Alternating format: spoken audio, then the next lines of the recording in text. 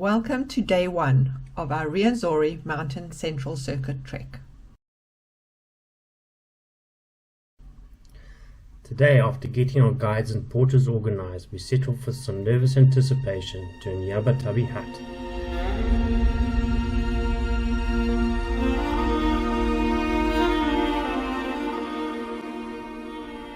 The trail starts at an altitude of 1,615 meters and ascends to 2,651 meters. It took us approximately 4 hours and is a relatively easy climb with firm ground underfoot through the dense forest.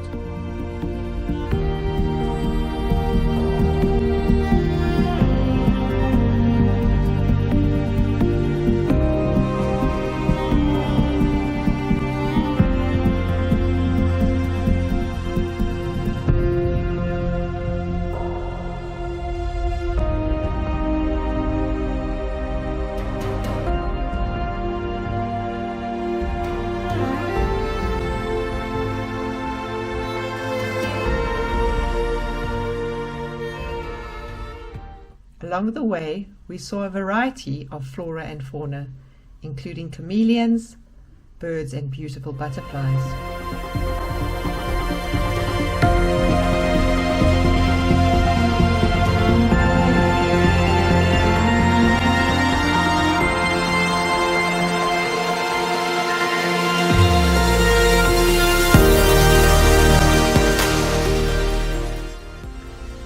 Once we reached the Nyabatabi Hut, we enjoyed the first of our showers in our portable shower that we brought with, and relaxed and enjoyed the stunning views of the surrounding mountains.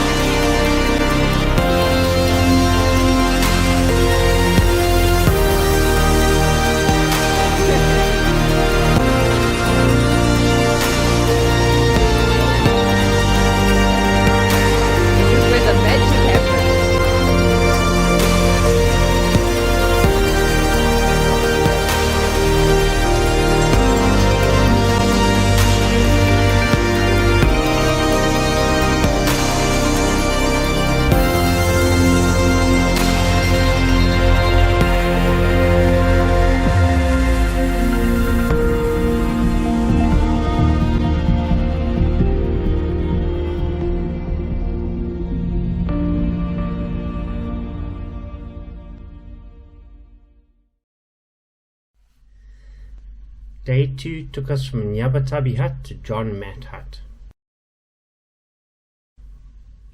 The trail starts at an altitude of 2,651 meters and ascends to 3,505 meters. If you haven't already done so, it's time to put your gumboots on, as the terrain underfoot starts to get muddier and more difficult.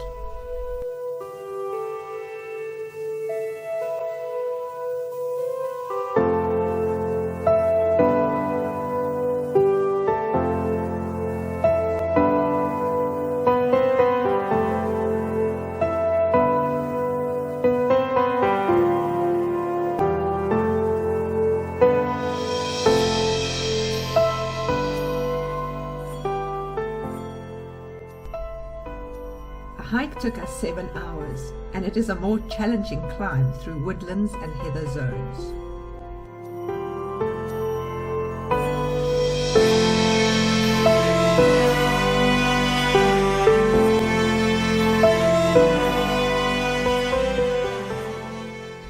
Along the way, we crossed the Kurt Schaefer Bridge over the Bujuku River and on through the beautiful moss-covered forests with orchid-lined paths and giant lobelias.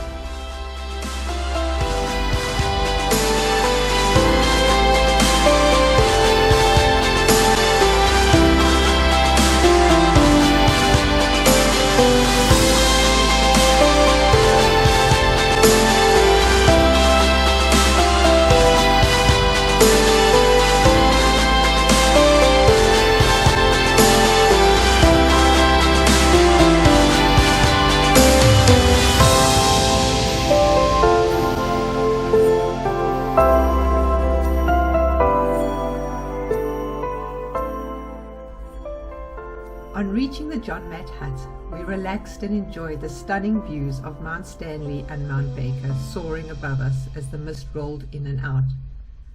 If you're lucky and you get a break in the clouds, you'll get your first sneak peek of Margherita and her glaciers.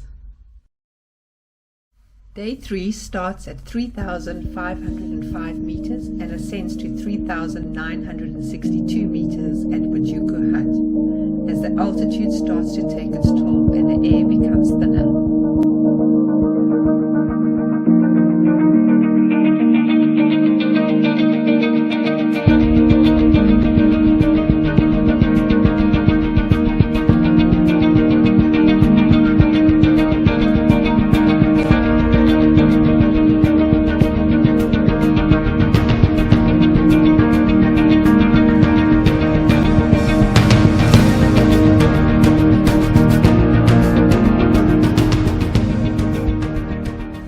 Conditions underfoot continue to be challenging, with some focus required to ensure a footing on the slippery broadwood planks crossing the bigger bog, some tricky stream crossings on slippery logs, and the path becoming ever increasingly boggy.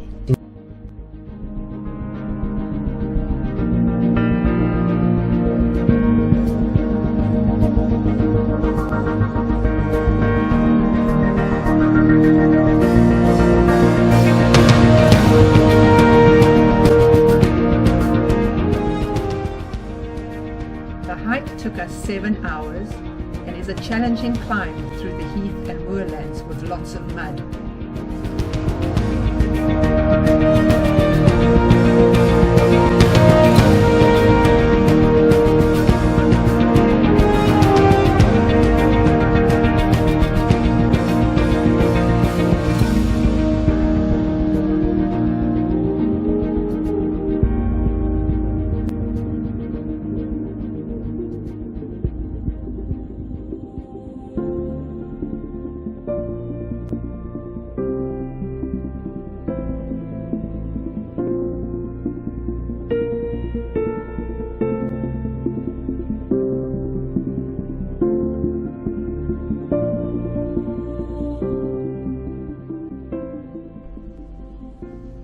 Along the way we crossed the lower and upper Big O Bog, passing giant lobelia and the mystical Bajuku Lake shrouded in swirling mist.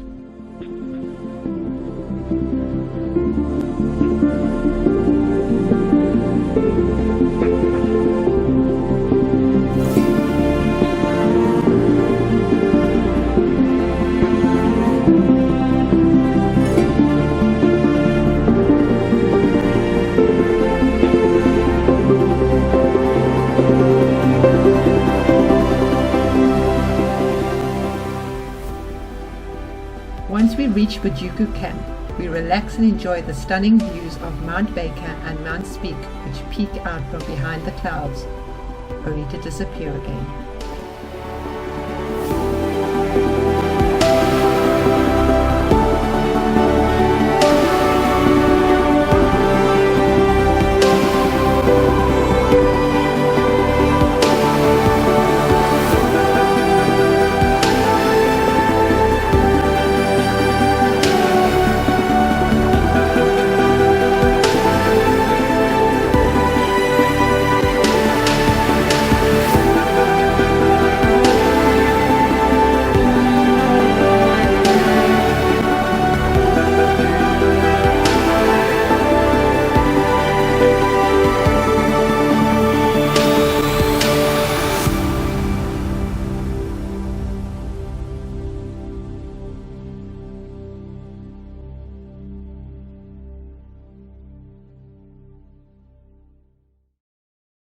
Day 4 starts with a short, flat, boggy section before the path turns steadily upwards and ascends from 3,962 meters to Elena Hut at 4,541 meters.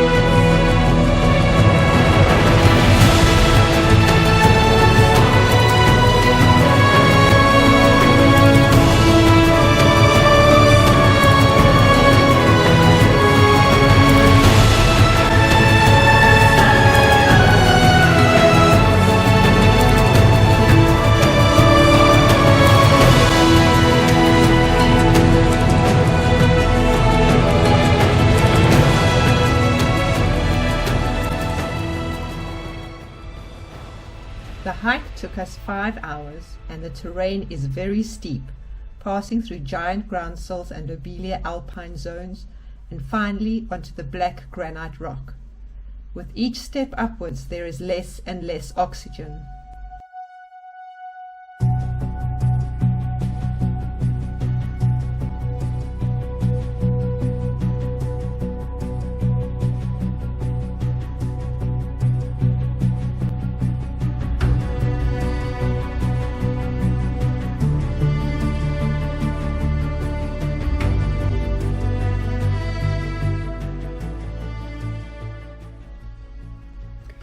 Our strategy from the start was to do the whole trek slow and steady to ensure our bodies acclimatized properly, which we could now feel was paying off, as we both did not have any symptoms of altitude sickness.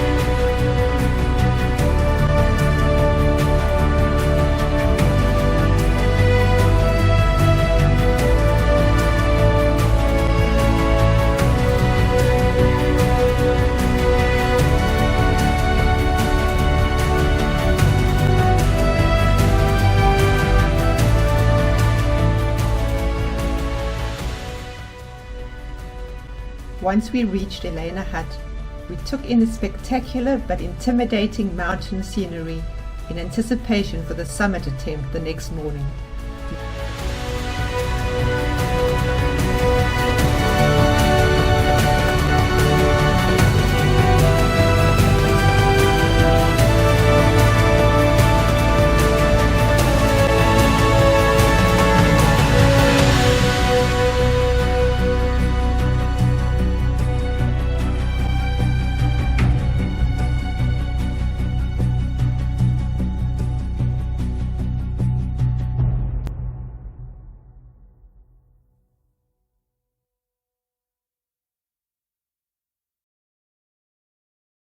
A 2 a.m. wake-up call will start day 5 as you push for the summit.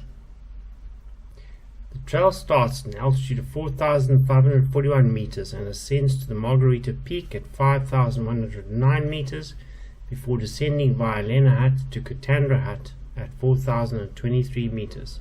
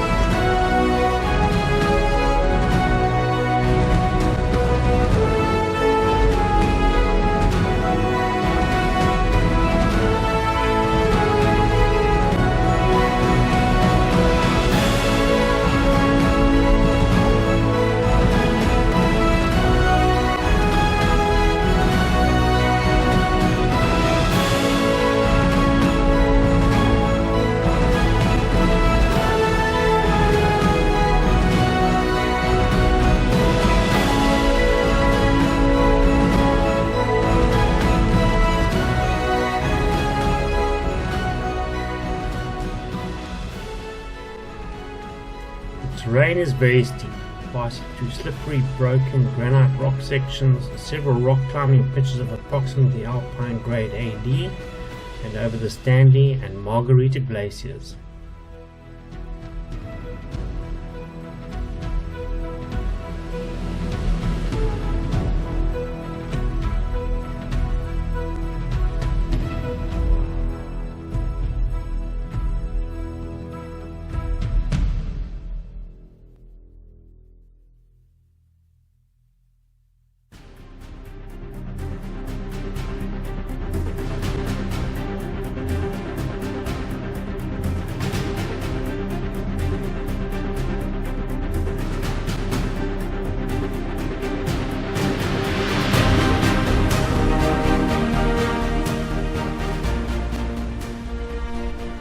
Along the way, weather permitting, you'll take in some spectacular views of the Margherita Glacier, with Mount Speke and hopefully a glimpse over the great rainforests stretching to the east over the DRC and Uganda in the west, which we did not see.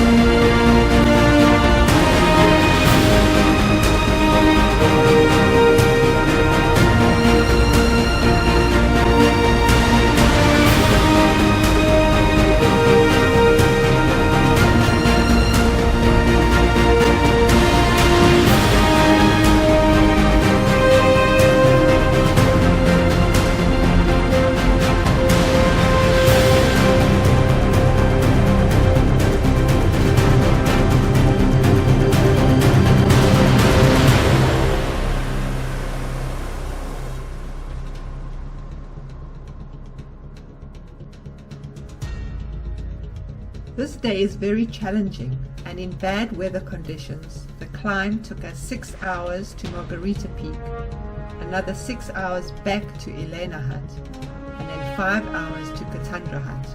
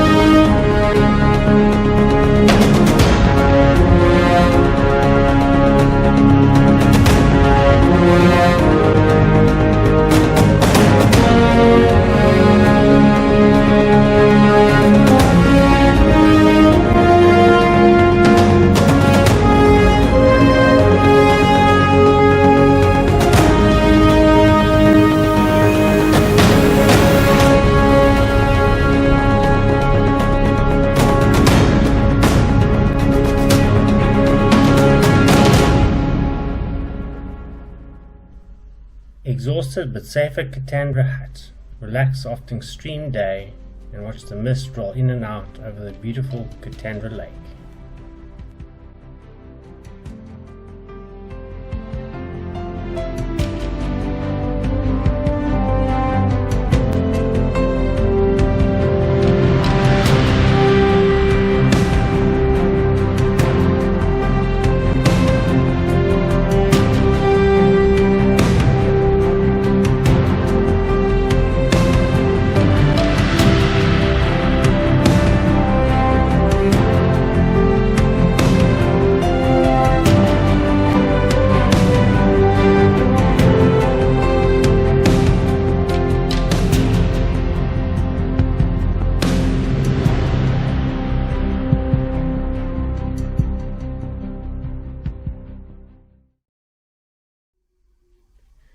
As tempting as it is to sleep in a bit after yesterday's tough day, don't, as day 6 has some challenges in store.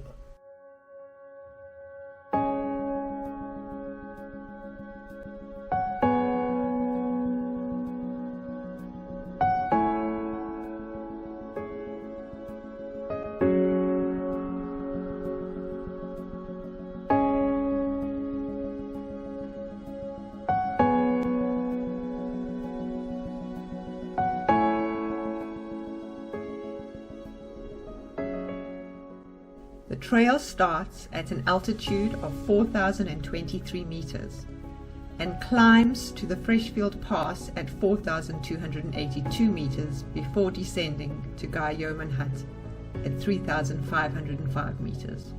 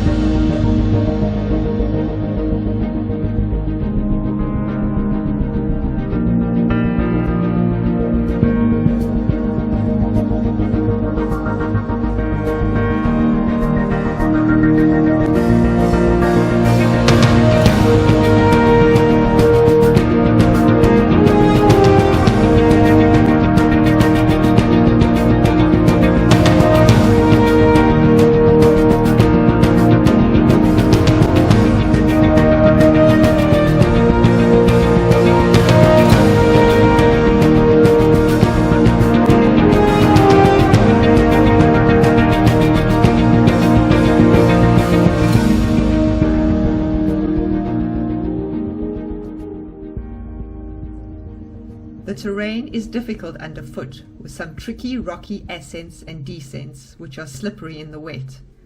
Of course, the ever-present bog which tests your every step.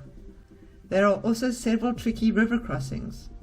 But don't forget to look up every now and again and marvel at the extreme descents you have done, and enjoy the splendor of the mountains around you.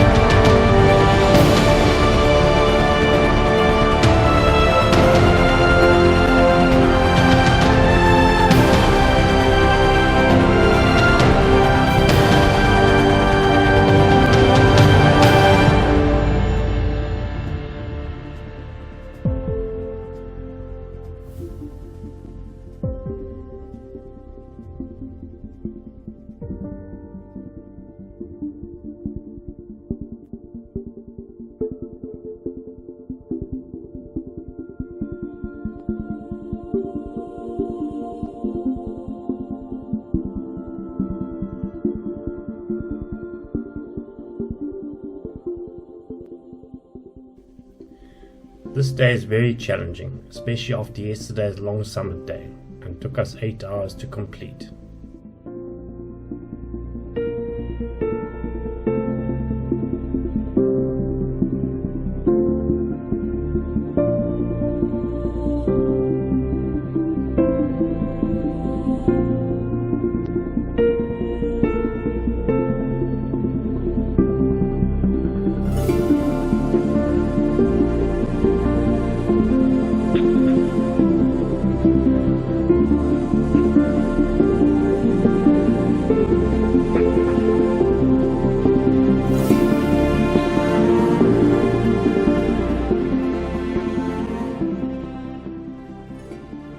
Take a well-deserved break at the end of the day at Guy Yeoman Hut.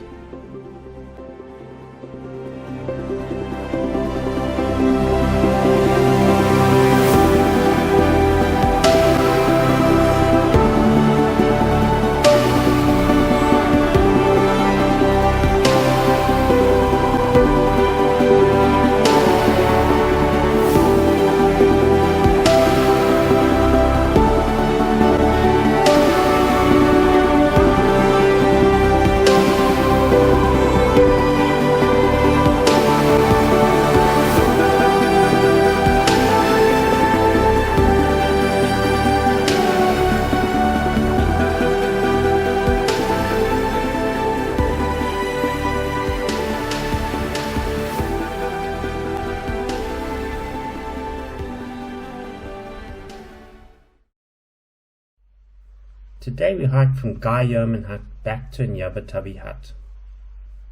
The trail starts at an altitude of 3,505 meters and descends to 2,651 meters.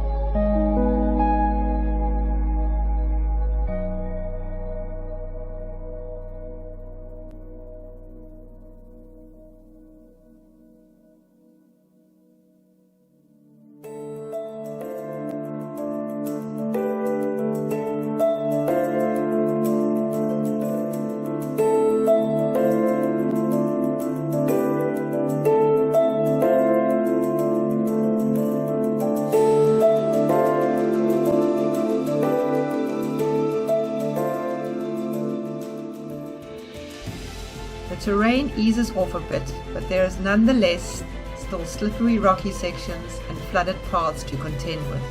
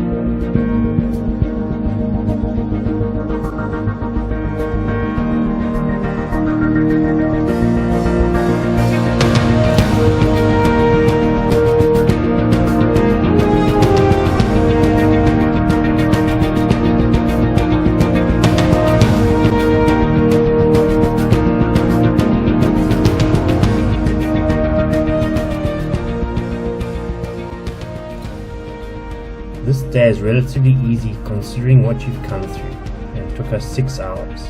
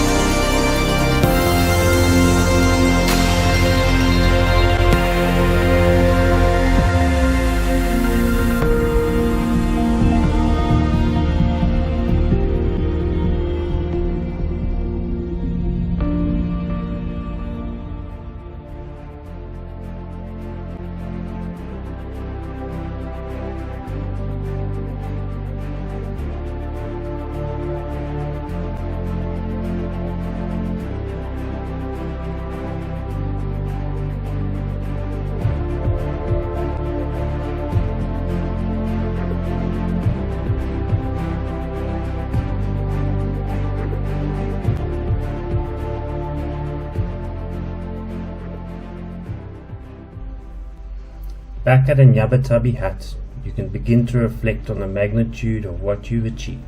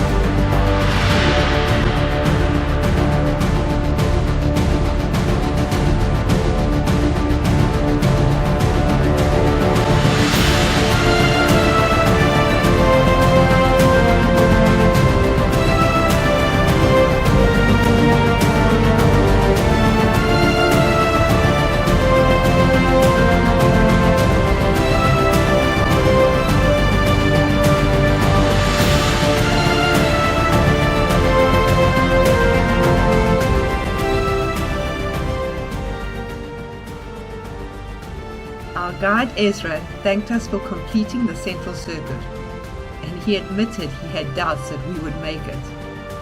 Andrew said he grew a little older because of our slow and steady pace.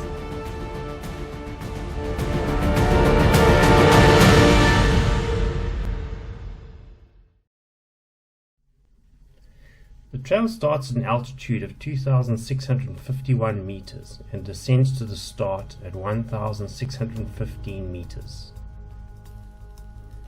We wake up on day 8 with a slight sadness, knowing that today is the last day of our Central Circuit epic.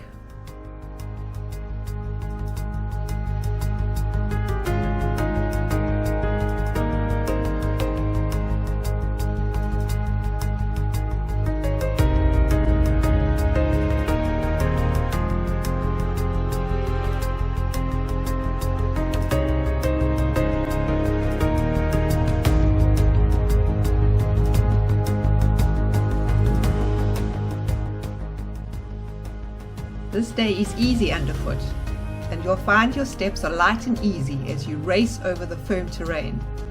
Today took us 3 hours to complete.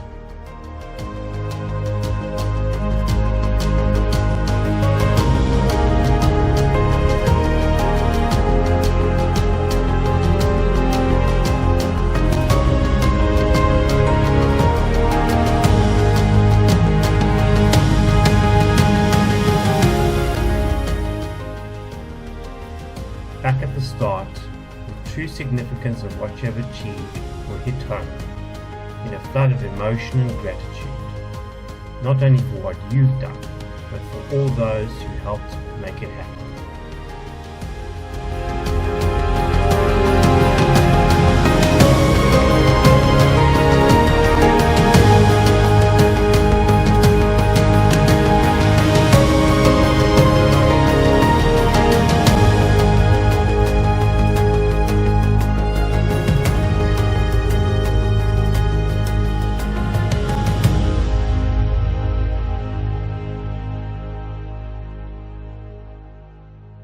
Hi everybody, we've just come back from the Rwenzori mountain trek in Uganda, where we did the Margherita Peak and then the Central Circuit.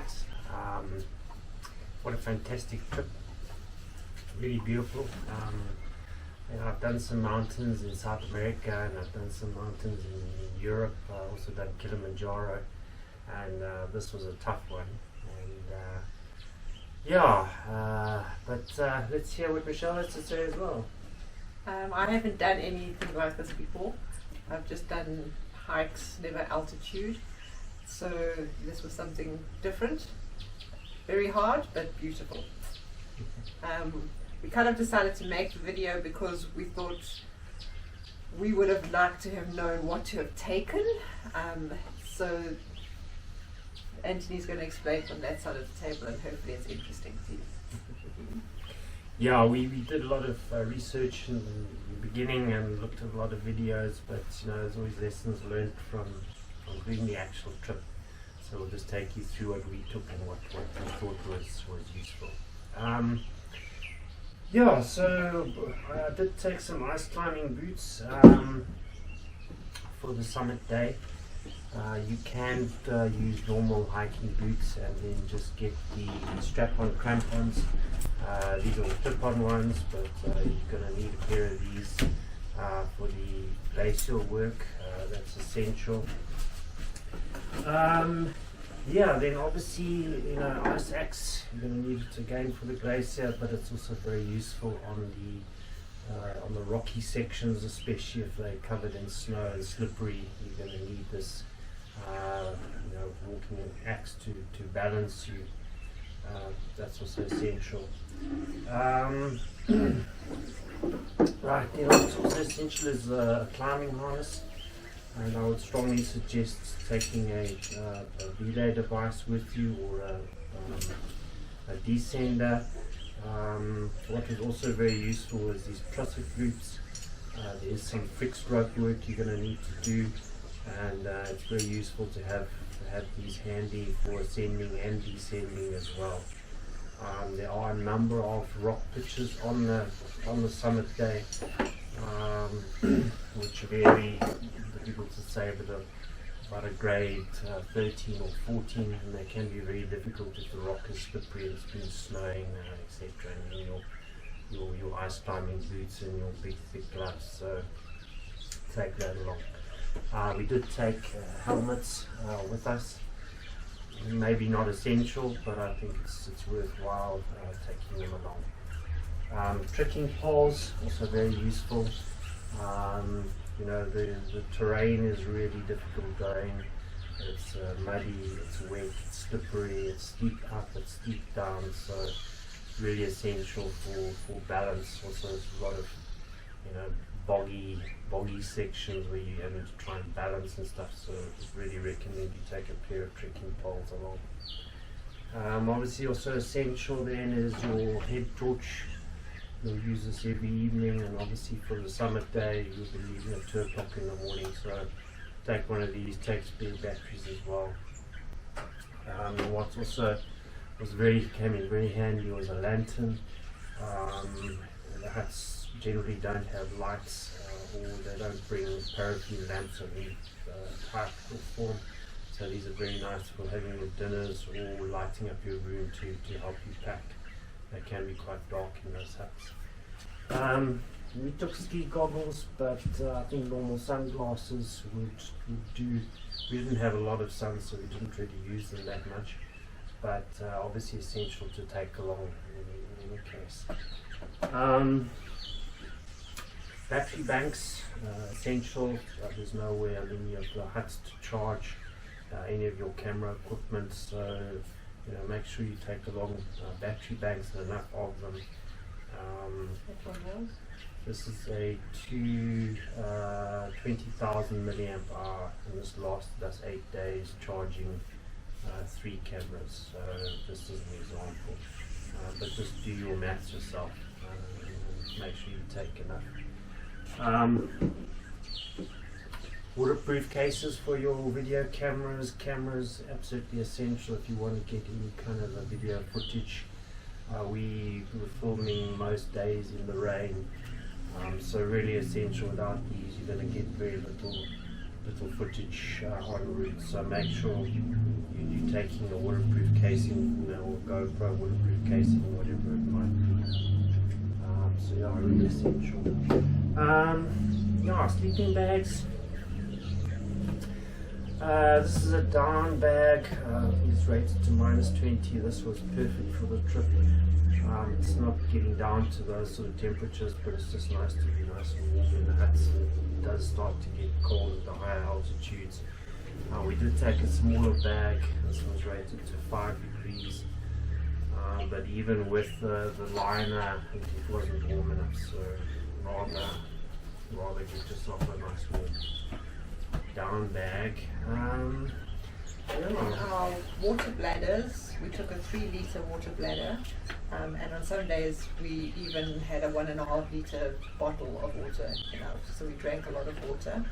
Good for the altitude sickness as well. Yeah, drink a lot.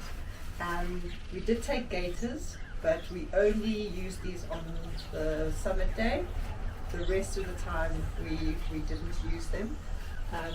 We took our inner gloves and waterproof gloves. These ones have got the furry inside liners as well, so nice and warm, but as waterproof as possible. Keeps your hands nice and warm no matter how high you go or how wet you get.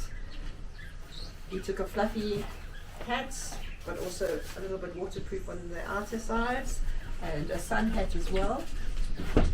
A rain jacket that went over all our different layers. Even on the summer day, that's what we wore. We had 8 t-shirts, but with long sleeves, very lightweight. We had 2 of the lightweight fleeces, 1 heavyweight fleece, which was nice and body hugging, so it kept us nice and warm. We had long johns, fleecy warm long johns, and we did take trekking pants, but we didn't use the trekking pants because every day we didn't know if it was going to rain or not, And we landed up spending the whole time wearing our waterproof pants with our long johns, nice fleecy leggings underneath them. So we would, if we'd done it again, we would have taken 3 or 4 pairs of your leggings and just worn these every day. We took our normal hiking boots, which we didn't use.